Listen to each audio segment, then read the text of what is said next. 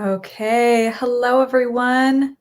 Welcome, welcome. Great to have you with us. We are here for another Blueprints of Belonging session, conversations on creating intentional communities. And I'm really looking forward to today's talk. It's going to be our fourth time doing one of these Blueprints of Belonging sessions. So we're 4 months into the series, and I love how each of the conversations has kind of built on one another. And I think today will be really interesting because we'll get a much more international perspective on community building from somebody who has a lot of experience with starting and building and growing successful communities. So just give me a moment here. Sometimes we have an issue with our StreamYard. And so I gotta click a few buttons just to make sure that we are sharing this on all of the platforms that we want to be sharing on. So just a few moments. Okay. All right. So I'm going to kick things off by sharing a short presentation to get us oriented. And I'll also add, hello, that my name is Cynthia, and I am the host for today's conversation. And I am calling from a community where I live in Vermont, a community called Headwaters EcoVillage, and have felt very fortunate in my life to have gotten to travel the world and visit so many communities. I don't do as much traveling these days, so it's easier for me now to have these online sessions and interviews and digital explorations of what's happening in the intentional community space. And today I'm joined by Patrick Hiebert, who is the co-founder of EcoVillages. And I'll share more from Patrick's bio in a moment, but really glad to have Patrick with us. So this is a session we are hosting on StreamYard.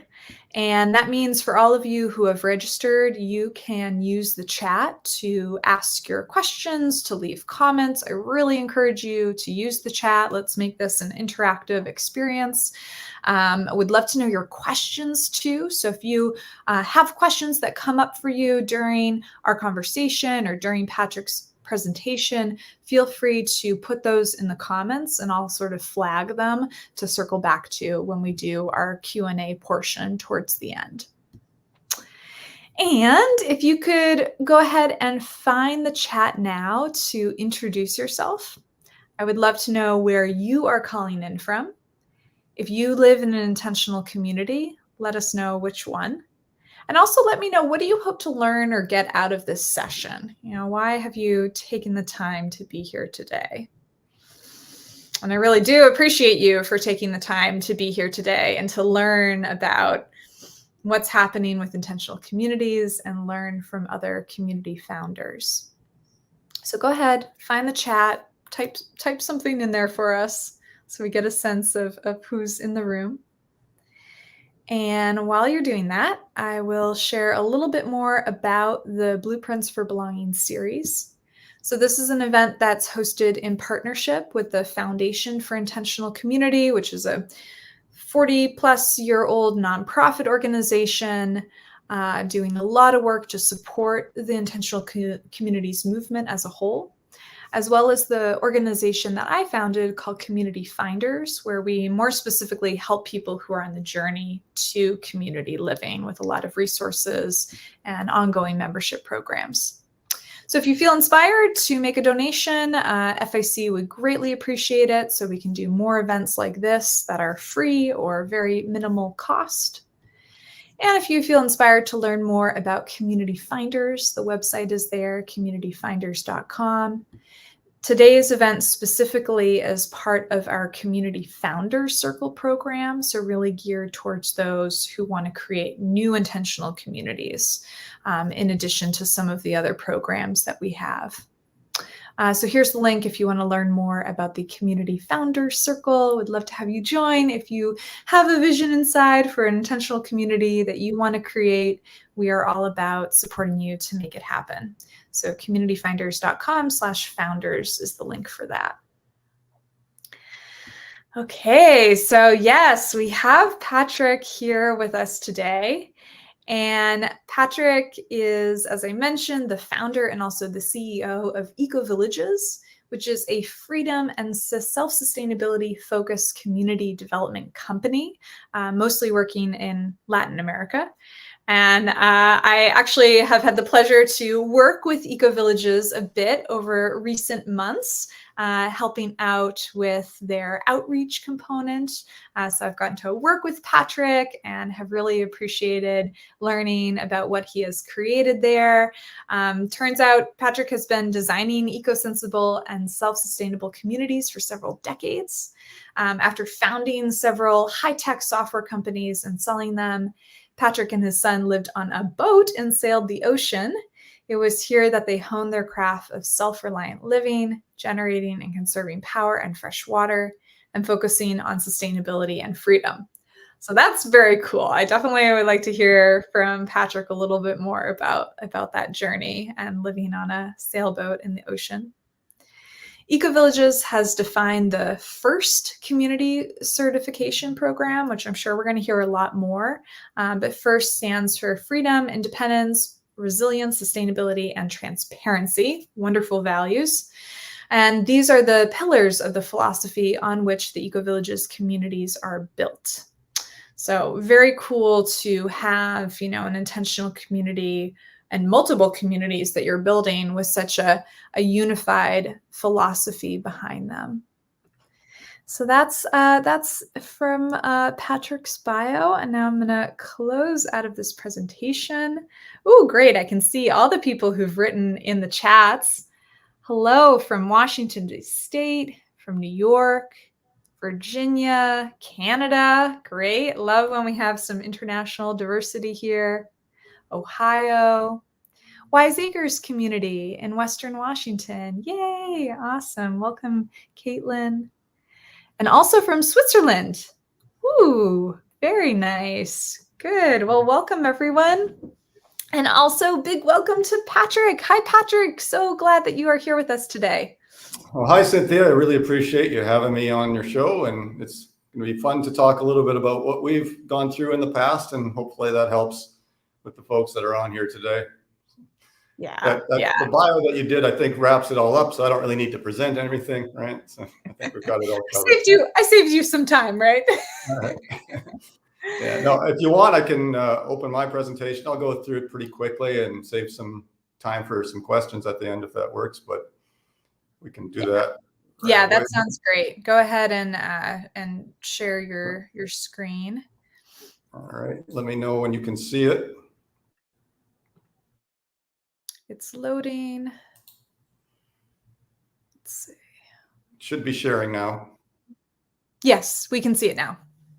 Looks good. Go ahead. We have some maybe a little bit slow internet, but all right. Well, let me introduce myself. My name is Patrick Hiebert. I think Cynthia did a bang up job on reading the bio there, so I don't really need to talk too much about it. But our company, EcoVillages, creates what we call freedom and sustainability oriented communities throughout Latin America. At this point, we're looking at expanding into Europe and North America, but the freedom component of our first certification really kind of makes us focus in areas where we feel like it's the countries are very live and let live kind of orientation to them, and the Latino culture is really that. Like during, a lot of people kind of expanded their interest in these kind of communities during the COVID times, where a lot of people didn't like the way the governments handled COVID, but that kind of reaching into your lives and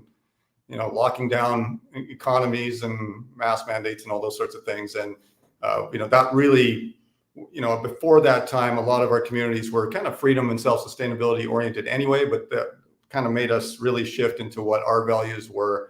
And I'll talk a little bit more in the future here. You don't need to look at me. So, the communities we have are currently, like I said, all in Latin America.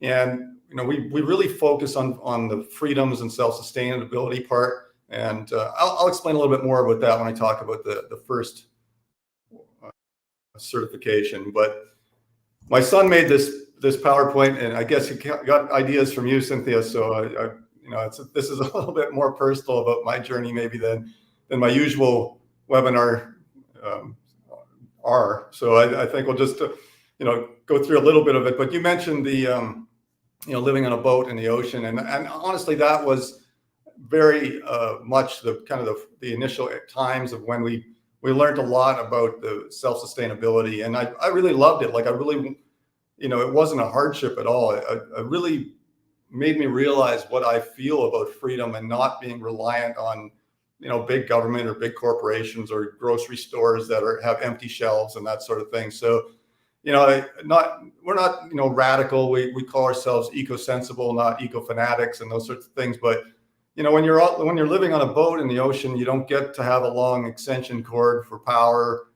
You have to, ocean water, salt water, so you're desalinating, you're creating your own potable water, all those sorts of things. We were catching fish, eating oysters, and even the ocean kind of gardening, like there's different kinds of things you can eat out there. The sea asparagus is one they always really love. Growing in the ocean, and people don't realize all that. But our goal, it was fun, right? My son and I had a good time. My son Spencer is one of the co-founders of EcoVillages with me, and he grew up with that lifestyle, and we made it a lot of fun. We always had like the storage cans of pork and beans in the back cabinet of the boat, but the goal was always to go as long as we could go without having to buy food or use other people's food, right? So we could obviously ate a lot of fish when you're out in the ocean and that sort of thing. But that's where the whole idea really came of kind of a self-sustainability and generating our own power, generally with solar or wind. On the ocean, you can use tidal power and other things like that, but 99% of it was solar power. And then, after doing that for a while, this was up in Canada. I am Canadian originally as well. I've been living down in the Latin American tropics for couple decades, but originally, grew up in Canada, grew up in the prairies of Canada, where, you have about 5 months of growing season and maybe 7 months of winter, basically, and snow and cold.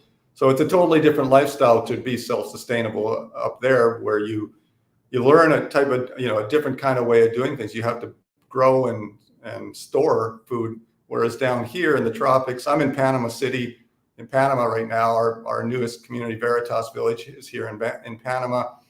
But you have a year-round growing season, so it's quite a different experience. Some of our employees here are Norwegian and different things, and they have the similar kind of growing up experience that I had, living in a country where the climate isn't really that conducive to being self-sufficient. But down here it really is. So it makes our job a lot easier. Plus, with the amount of solar power we have, being closer to the equator is great for that too.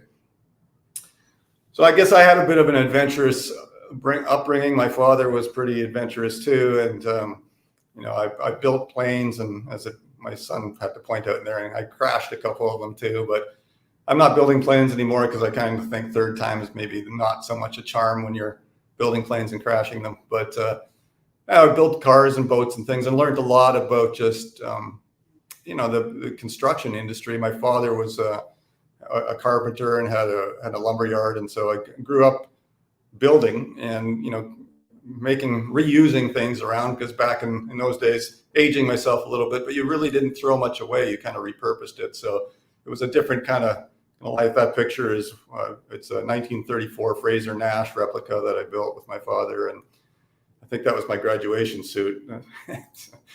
But we'll get past that picture. We don't need that out in the public too much.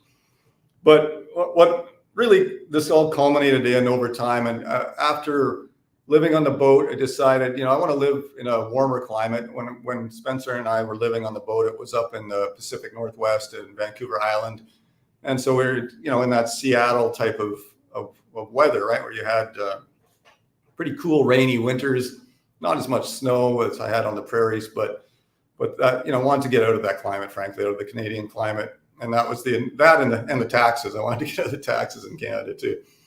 So really wanted to create a community where we could do all those sort of same things, have that freedom lifestyle that almost costs nothing to live, and, provide our own food and all those sorts of things. So I ended up through a friend of a friend, ended up in Nicaragua, and everybody goes, Nicaragua, well, that's got to be like dangerous. You're going to get kidnapped or whatever. But Nicaragua is one of the top 3 safest countries in all the Americas, including Canada, the US. And so it surprises people if they look into the statistics. But I was bringing like young kids down there, so I wanted to look into that and make sure that was the case. And so I created something called the Milagro Verde community. It was the first community that we built as a company. And Milagro Verde means the green miracle in Spanish. And I called it that because everybody said, oh, you can't do that. You can't make, kind of luxury homes that are totally off grid. I want freezers and fridges and flat screen TVs and all that sort of thing. And you just can't do that. And I just wanted to prove them wrong because I've been doing it on a boat. Why can't I do it on land where everything's, more stable and easier to put up more solar panels and all those sorts of things? So that was my goal. I created a community called Milagro Verde, and it was, some of it was all totally off grid. The other part was kind of hybrid on grid tie systems, but, basically, not just like little tiny homes that we do a lot of tiny homes these days, but those were 4 or 5 bedroom big homes, 4,000, 5,000 square foot homes, some of them. And they were totally off grid. I just wanted to prove that that was possible, and beautiful Spanish colonial homes. And then, it kind of went from there. I did some work with other companies for a few years and helped them growing their communities.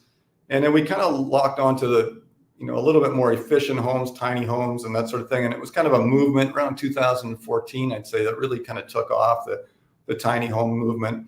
And we started a couple of different types of communities in Nicaragua and Belize, Honduras. We designed them in El Salvador, which was around the Bitcoin adoption in El Salvador. That was a lot of fun. And now here we are in Panama. We have a couple communities that are coming up in Panama City. We just had our permits granted a few weeks ago, so that's a really exciting time. It's why we're in Panama now. The community is actually near Coronado, Panama, but they're all based on now going forward on this first certification idea: the freedom, independence, resilience, sustainability, and transparency.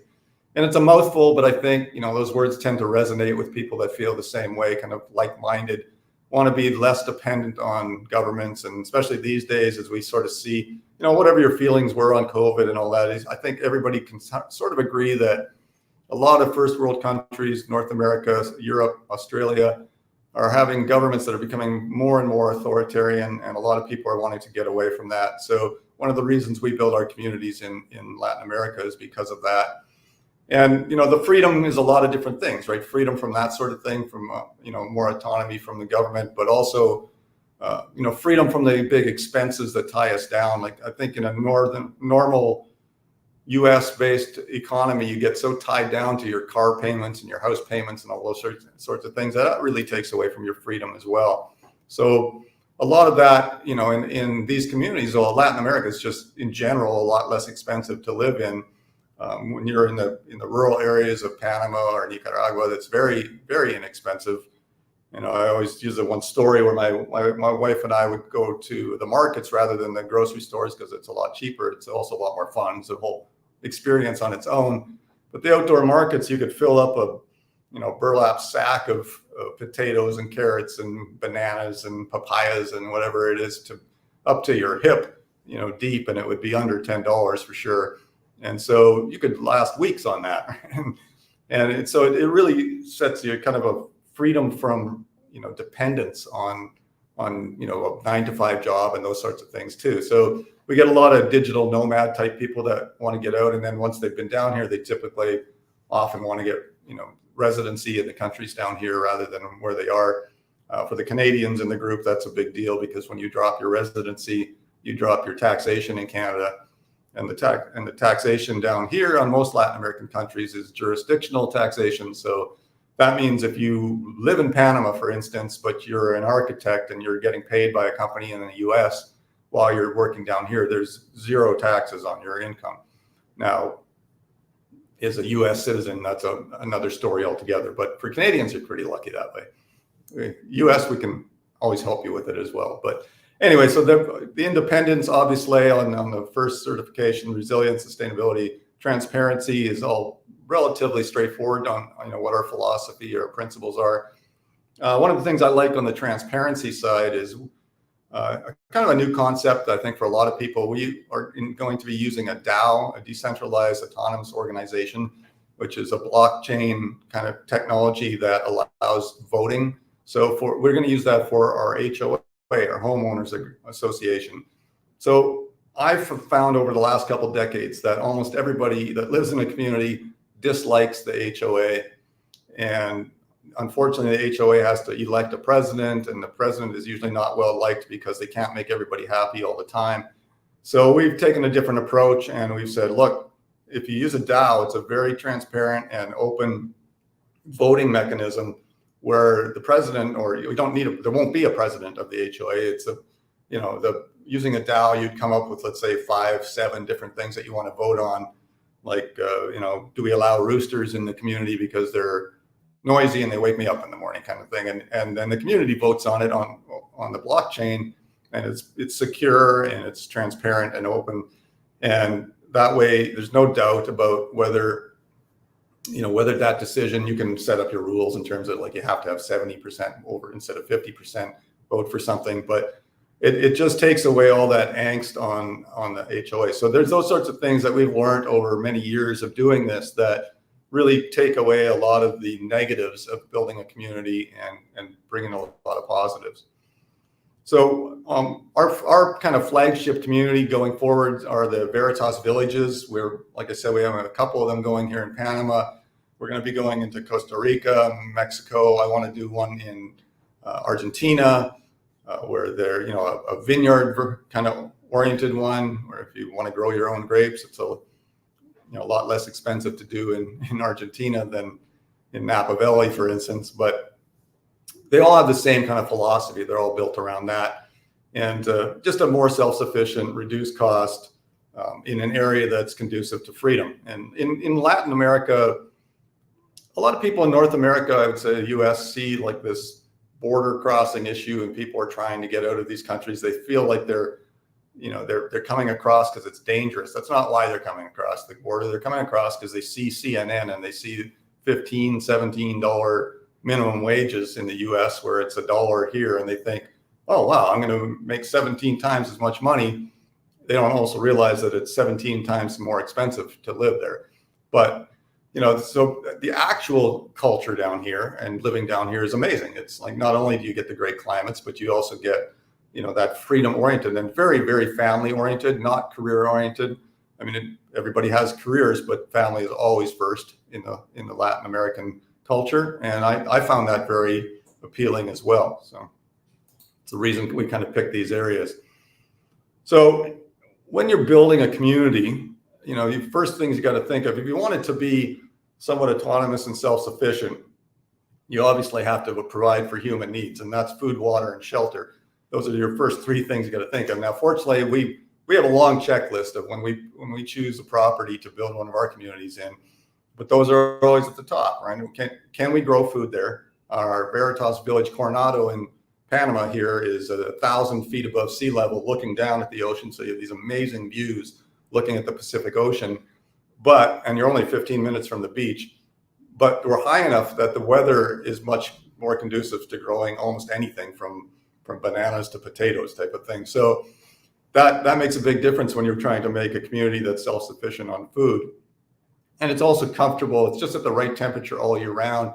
They kind of call it springtime all the time, but it's comfortable that, comfortable for people. You can use your pool because it's warm enough all year round, but you can also grow a lot of things, and you don't have the salt spray. We have a lot of communities that are also on the beachfront, and you have to be it's a little more difficult to grow things on the beachfront because you don't only have the extra heat and all that, but you also have the salt spray from the ocean, and that's not great for a lot of plants.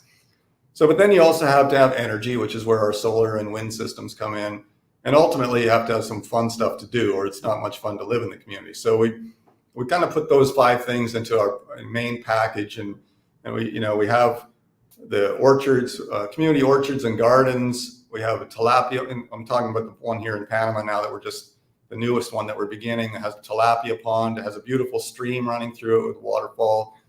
And all the things that you really need. But one of the most important things is it has a mountain spring fed water well, actually two of them. And, we get the water from there. So we're completely self-sufficient within the community. We, in our orchards, livestock stables, so we can grow all the food. We can, obviously have the water source, couple water sources with the spring, the well, and the stream. And then we really believe that we design some beautiful homes. So if you want to check out our homes on the Veritas Village on our website, I encourage you to do that.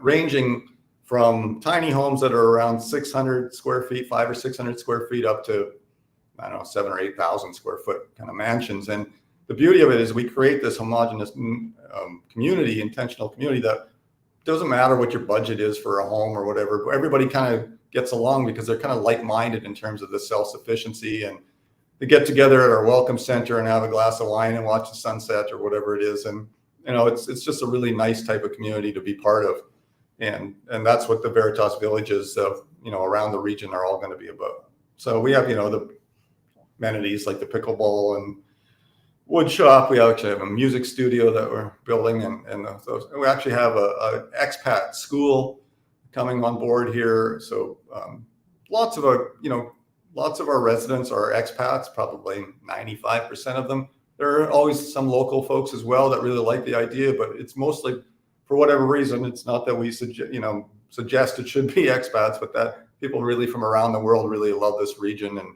And we had 10 visitors in a row last month to come and see Veritas Village Coronado, and there wasn't one of them from the same country, which in a row. And I thought that was really nice, because although you're like-minded and you like the self-sufficiency and all that, they're not all from like one pocket in northern Iowa or something like that. They were literally from, Italy, Germany, France, Netherlands, the UK, Ireland, Canada, US, Australia, New Zealand, and I think there was one other one. But it was fun because I happened to be there at the time. I was getting to show people around, and it was just the fact that they're all from different places was great.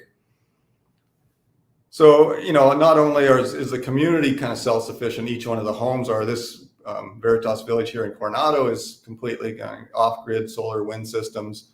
We have gray water recycling, so your sink water and laundry and all that sort of thing goes through a separate plumbing drain system into a gray water storage tank, and you can use that for watering your own lawn or your gardens that are on your own property. All the properties are reasonably size, from kind of a fifth of an acre and up to a couple acres. So you have room to not only use the community orchards and gardens, but you can grow your own fruit trees and everything as well. And most people do. And we actually build the homes ourselves. I've had, like I said, a couple decades of experience, and it's nothing like building homes in North America or Europe. If you haven't been through it before, I highly recommend not to do it. If you're looking at moving into one of these communities, have somebody that understands North American, first world, European kind of expectations. I always can call us the buffer between first world expectations and kind of third world delivery. So we build first world expectation homes, and that unfortunately just doesn't happen if you just contract with a local company.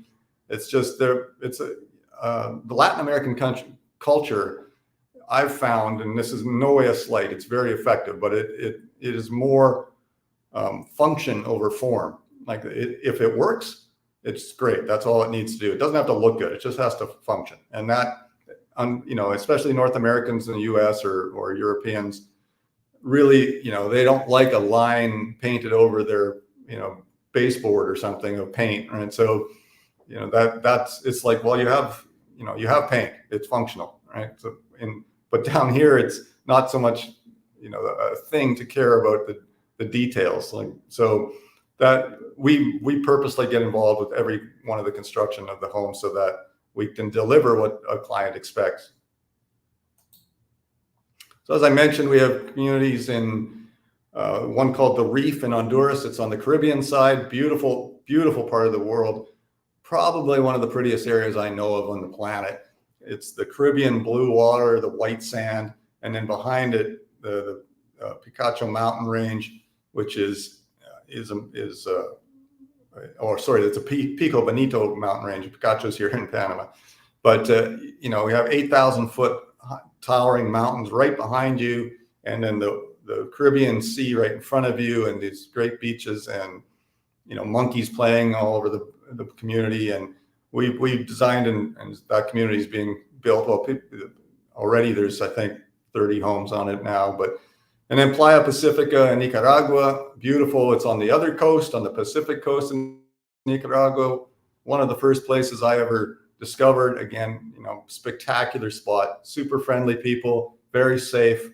Not what people would think. I encourage you to go to Nicaragua. If you want to go to Playa Pacifica and see it, you'll be amazed. And we have homes starting tiny homes that are around 450 square feet up to, I think, about 3,000 square foot, 3 or 4 bedroom homes. So beautiful Spanish colonial design to it. A really, really pretty place. And Aruna in Belize designed is a canal front on the Caribbean as well, back on the other side of the continent, on the Caribbean side. Really cool place. This glass front pools, a restaurant on the dock you can sort of see there, and the homes being on the canal, so you can take your boat right up to your front of your house, and then that you're in a little lagoon that's attached to the Caribbean, so you can go from there out to the Caribbean. And the reef is only, I don't know, half a mile from Ambergris Caye, which is the island that it's on. So it's a very, very cool place. And, for diving and things like that, fishing, it's amazing.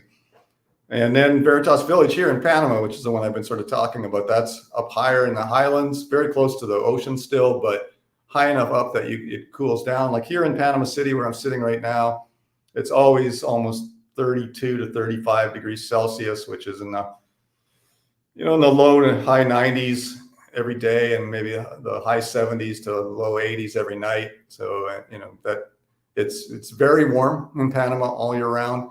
So the nice thing about Veritas Village in the highlands, when you go up a couple hundred meters or 1,000 feet into the elevation, that cools down a lot. You get kind of, nice low 70s in the evening kind of thing, low 80s in the daytime, mid 80s in the daytime. Much more comfortable. It's still warm enough to enjoy, like I said, the pools and things, but a little bit less oppressive than the heat right on the beach.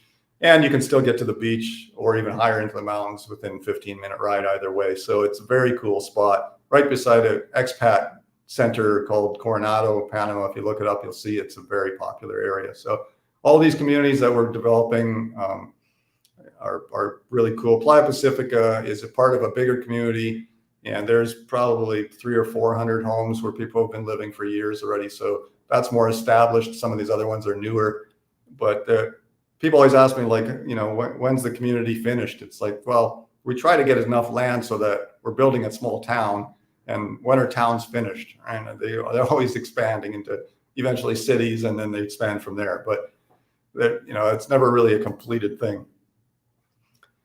So I want to talk just for a second about, starting your own self-sustainable community.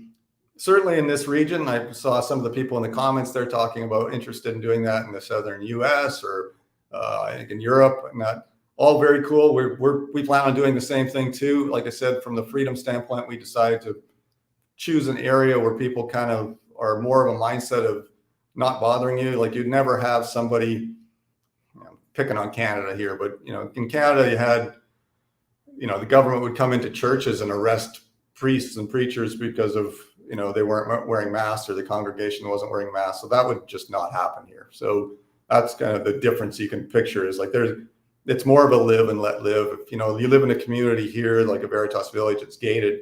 Nobody's coming in there to tell you how to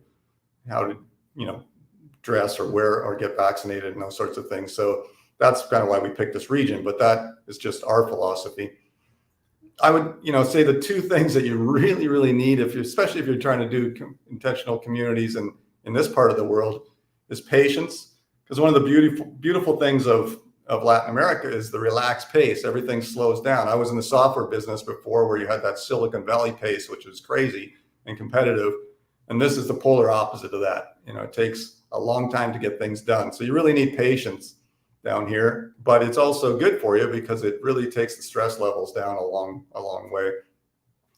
And then you need perseverance for the same reason, right? You have to kind of be prepared to wait it out a lot of things. And, it took us 18 months to get the permits to create Veritas Village, which is pretty quick by the standards down here. But you have to do a lot of things to get that done. And I would say just culturally, we have a couple things on our website in terms of, we have kind of the expat guide to Latin America, but we also have some cultural webinars that my wife and I have done. I'm from Canada, she's from Ecuador, so she's Latina, and I'm with a German background, very polar opposites in terms of cultures. Mine was very fast paced, like you work like you're on a BMW assembly line. Her life was totally different growing up in Latin America. So we have kind of some fun webinars where we talk about the differences of how to remain married when you're in totally different cultures, but also it applies really to the building of communities too, because it can be frustrating to people that don't get it. So the last thing here, I just wanted to mention, we're having a contest with Cynthia here to actually stay at the Playa Pacifica community I mentioned here in Nicaragua. I really encourage people to see Nicaragua. I'm a huge fan of Nicaragua. It was the first place I had a residency, actual official country residency outside of Canada. It was the first place I really kind of set down some roots and lived in. I spent a lot of time in Mexico and other places, but continued to go south. When I got to Nicaragua, I really just fell in love with the country. People are super friendly. It's either the safest or the second safest next to El Salvador now. People might laugh at El Salvador too, but Bukele, the new president there, has really turned that country around. It is now rated either equal to or safer than Canada. Canada is going the wrong direction. El Salvador is going the right direction. Introducing a Bitcoin as currency in El Salvador has really turned that place around too. So I used to go there and love El Salvador. Now I go there and I really, really love it. So that's great. But Nicaragua is another country like that. Very safe, extremely beautiful, very authentic. Granada, the city of Granada in Nicaragua, is the oldest city in all of the Americas. So you get to see a lot of history. I have that, and Leon, another city there, has the oldest cathedral. So there's, Nicaragua is very authentic. Where I love Costa Rica too, but Costa Rica can almost be considered the 51st state kind of the U.S. Nicaragua is nothing like that. All the beauty of lakes and beaches and the sand and ocean and everything, but very authentic. So encourage you to go to. I think you have the link in your bio too on your Instagram, Cynthia, but it also can go to ecovillages.life/contest. And you can find the entry form there. It's just very simple, your name and some way of contacting us or us contacting you if you win. I believe don't hold me to this, but I believe it's July 1st that we're going to have the contest draw. And if you win, we'll get in touch with you. And if you have any other questions, you can also fill out that form and let us know what else you'd like to know. Oh, great. So there we go. That's it for me. Oh, beautiful. Thank you, Patrick. Can you go back to the slide before about the contest? I just want to make sure I put this link in the chat for everyone, and I want to make sure because this is an opportunity to win a 5-night stay at an eco-village in Nicaragua. So it's a really incredible opportunity. I know a lot of you are hungry, not just to learn online about these communities, but actually to go and stay in one. And here's your golden ticket. So I really encourage you to take advantage of this opportunity and see if you win. You don't, it doesn't hurt anything. You never know what'll happen.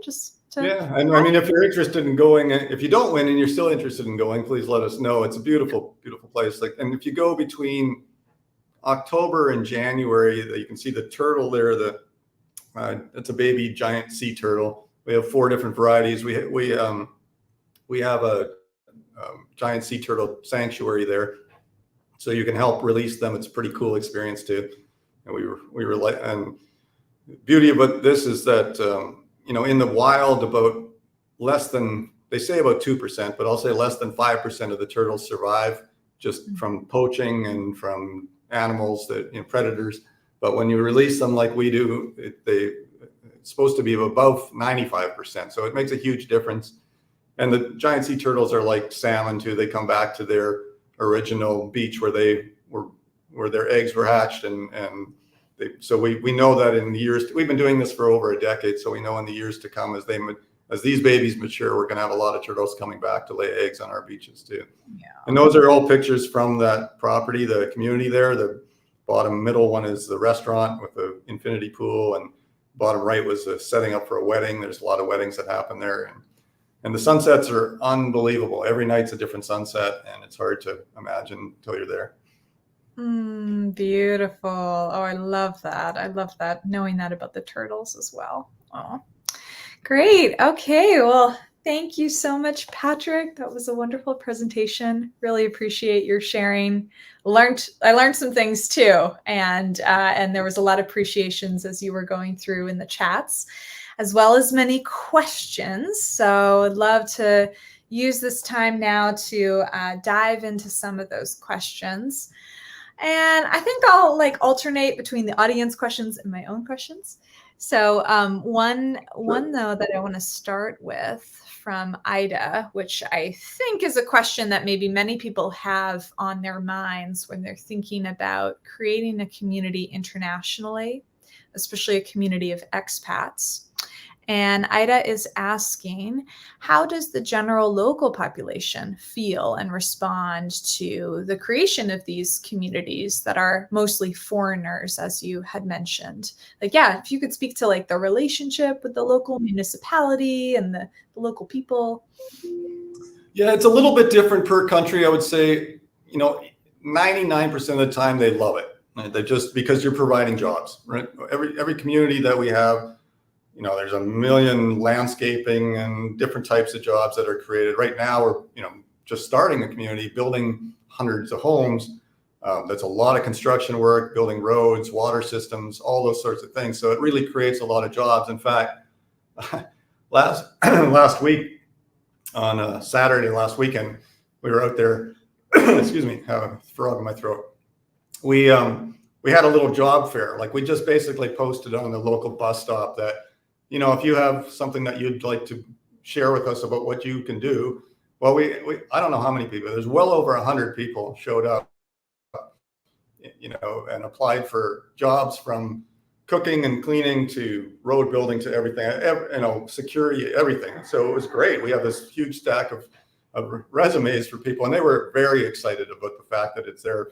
I mean, that is the response we get almost all the time. The only time I would say might be a little different is in some of the more established countries, like Costa Rica and Mexico, probably since the 1970s or 60s even, have been really promoting themselves as a tourist destination. So then what's happened over time is the property values have really gotten driven up, and some areas it's very difficult for the locals on their wages to afford the property. I mean, we're actually seeing that happen in Canada, the US now, right? Where the younger people are struggling to be able to buy a home.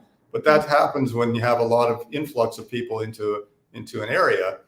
And that, I would say that there's just a tiny bit of, I wouldn't call it resentment or anything, but there's a little bit of that sometimes in certain areas, like if you were in Cancun or something like that. But we're typically, in Honduras, Nicaragua, Panama, the countries, Belize, the countries that we're in are all very hungry for jobs. And we provide a lot of that. So they don't, for that reason too, it's extremely safe in our communities, because nobody the locals protect the community. If anybody ever thought, hey, there's a lot of, wealthy people living in that community, I could go rob those houses. If the locals ever heard of that, they'd be like, absolutely, you won't. Right. Mm-hmm. So that, it's very, and we're a very symbiotic kind of community. We have farmers markets, like in our Nicaraguan one, the one that you can win a trip to. On Tuesdays and Saturday mornings, we have a farmers market where it's all local farmers that bring their produce into the community.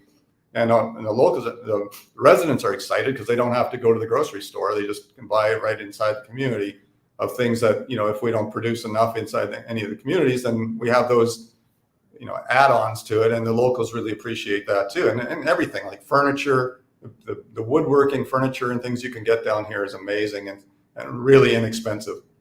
So the general reaction is very, very positive. Yeah. Oh, that's great. That's great to hear. Yeah. That, the people in these regions are excited about you coming because of the economic development, the opportunity, and that they're really supportive of this. That's wonderful. Yeah, definitely. Good. And it's important too. All right. Well, I think Kendra asked a question related to, she asked directly, how do you finance the build of all this? But I actually want to frame this in a bigger context, Patrick, because it sounds like you have really developed a model for creating communities, not just in one country, but in many different countries. And I'm sure you have learned some basic like systems and patterns and approach that you have for going from nothing, just an idea, to actually a full-fledged village. And I would love if you could, I'm sure there's a lot there, but if there's like some pieces of wisdom or some first steps or a general strategy that you have for how you make that happen.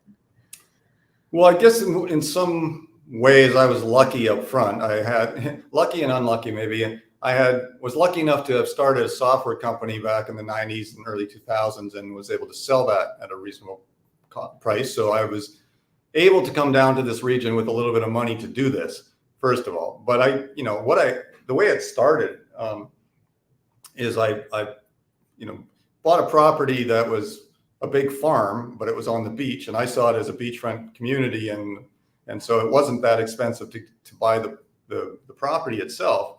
But what turned out was expensive is, I like to say I paid a very high tuition in the school of hard knocks on construction of things in this region, where I started out just paying hourly wages, for instance, and amazingly nothing ever got done. We get like to the 11th hour of a home being completed, and it just never got finished until I remember drywalling a house with the local employees, and it was probably 2 months into it, and I was like, this is so slow, what's going on? And I was paying, an hourly wage. And then the moment I said, okay, hang on, the next house is, you're getting paid X dollars to drywall this house. And it was done in 2 days.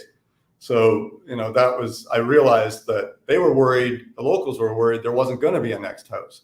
So it was like, I got to stretch this one out as long as I can. And for that reason, I probably lost a lot of money. Well, I know I lost a lot of money on my first community. So it was really a big learning experience. So as much as I really love Milagro Verde, our first community we ever did, I definitely didn't come out of that in the black. But so it was a learning experience. But like you said, over time, there's a couple different things. I mean, obviously, whenever possible, we try to get an upfront payment from the people we're selling the homes to, so we can finance some of it. We don't generally build spec homes. And we're not kind of a build it and they will come type of company. That we do a lot of surveying up front. Like when we did Veritas Village here in Coronado in Panama, we sent out a survey to hundreds of people, thousands probably, and said, like, if you wanted, would you like to live in this area? Would you like to live in the highlands versus on the beach? The temperature differences, or what types of things do you like to do? If we were further out from the city, would that be more of a pro or a con, and all those sorts of things. And then when we kind of hone in on what people are actually looking for in a specific country or a type of area, then we're pretty confident that it's going to work out, right? And so we've already known it, and then we'll usually get upfront deposits for people we do a master plan of the community, and then we'll release a phase, and people can put deposits on one of the lots even before we're completed the design, and that all obviously helps fund things as well. So. Mm-hmm. And then there's the component, as you just mentioned, and congratulations on your approval to build in Panama. There must be a step in the process where you're working with like the local government and getting just approval for the development to begin with. There's a lot of departments, and every country is different. I mean, I went through that in Belize, which was pretty tough on the environmental side. It's an island in the Caribbean. They're pretty careful about that. Nicaragua is less work to get approved. They're just happy to have development starting. And Panama and Costa Rica are the two hardest countries to get permits on. Panama here, You have the environmental as well, but you have a roads department. You have the type of residential community. So to change a farm to a residential area is a big ordeal, and all those sorts of, there's probably 8 to 10 different departments that you have to get approval from, including the local municipality, the department, which is like a state or province level, and the federal level. So it's not an easy thing, and you do need to have a little bit of deep pockets if you're going to build communities of this size, just because you're not making a lot of money during that time, right? So you're not necessarily making a lot of money ever, but you're making money when you can start selling homes and building them. So. Yeah, and you're helping to create more communities around the world that are intentional and have these values. So that's a big service. Yeah, our goal really, it is to create these freedom-oriented, self-sustainability-oriented communities. If we break even at it, that's awesome. We don't need to make a huge profit. I don't want to lose too much more money, but I know it's mostly, at this point, it's I guess for myself and my son and the people that work here in our team, it's kind of leaving that legacy that we can look back on and go, we've created some beautiful places for people to live in. Yes, I love that. And yeah, as I'm hearing and we've heard throughout these conversations, it's no small feat to start an intentional community, and you have to have that bigger reason why you're doing it. It can't just be money. It can't just be ego. It has to be something really, really deep and meaningful to see you through all those challenges. Yeah, I'm a bit of a stubborn person, so when people told me it wasn't going to work, that really helped a lot. Okay, you're like, okay, great, a challenge. Awesome. Many times I probably should have given up, but I didn't, because when I switched from being on a boat to doing the same sort of thing in a community on land, like I said, everybody just said, you can't have a decent lifestyle and luxury homes on land that are off grid. Everybody pictures a yurt or something like that, and very, very, very minimal electricity use and that sort of thing. And that's not what our vision was. I really wanted people to be able to move into these communities, be self-sustainable, be freedom-oriented, but also have the same kind of life they had wherever they were living before. If they had 15 big screen TVs in their little sports bar in their basement, fine. We'll build that too. We'll make it work. So it's really, it's because it's my philosophy, not necessarily everybody's, but my philosophy is, on the eco-friendly side of things, it's got to be financially friendly too. It's got to be it's got to be value to it more than just a feel-good thing. Because if it's only feel-good, it just doesn't last. Like if it's costing you to live in one of these homes a lot more than somewhere else, then it's not going to be something that for most people for the long term. But we've turned it, like the solar systems and things like that have gotten so much better than when I started. I was playing with solar systems in the 90s, so 30 some years ago. And that was just light years away in terms of what the technology is like. So now it's so much easier to build off-grid systems and make, you have a $0 electricity bill and still have a great life. I'm Canadian. I watch hockey a lot. So I like my big screen TVs and those sorts of things too. And, I want those luxuries. I'm not embarrassed to say that. And, we have an electric solar-powered shuttle bus at Veritas Village. Very comfortable bus, powerful little thing, shuttles people around, but it's 100%. I never have to put gas in it, so that's kind of nice. Yeah, that's very nice. Awesome. Good. Well, I'd love to envision the life of these residents there. We had a few questions related to that. One being just practically what the price is to buy a home within one of these communities. And I really liked how you already mentioned the variety of sizes and of the homes and the acreage of the property. So that was one question. And also a question about, what do the community residents do there? Are these mostly retired folks? Do they still have jobs? Mm-hmm. Well, to answer the last question first, the demographics have really changed a lot. I'll be honest, before COVID, a lot of it was retirement, right? I would say not necessarily retirement. It would be people 10, 15 years prior to retirement would build their home down here as a vacation home sometimes, and rent it out for the rest of the year when they weren't using it. Maybe they're coming down here in January because the weather's miserable up there or something, and then for the rest of the year they're renting it out. And that was pretty typical. And with the plans of when they were retirement age, they were going to, move into it. That was a pretty typical scenario back in the day. Now it's totally that there's those people still, but we had a 3,000% increase in interest in our communities during COVID and since COVID. I don't see it tapering off. I think it's getting bigger. And that was because all of a sudden we had a whole new demographic, like these 10 couples that looked at the community last week, and they're all putting deposits down on property. I mean, that place sells itself, but they a lot of them had young kids. Like I said, we're going to have a school there. We never used to have schools in our communities because there was no kids. So now there's young kids, teenagers. A lot of people have teenagers, and they're taking university courses online and that sort of thing. And with these schools, it's kind of often a hybrid, right? Like a mix of homeschooling and these expat schools. So, it's been quite a change. And then, price wise, I mean, we're building very high quality homes and in a community that has everything. So we're probably not the least expensive thing you could buy in these countries. Absolutely. But, probably at $150,000 to $200,000 on the low end, up to, I mean, the sky's the limit. We have a couple people that are building, 8,000 square foot homes. So like they're big.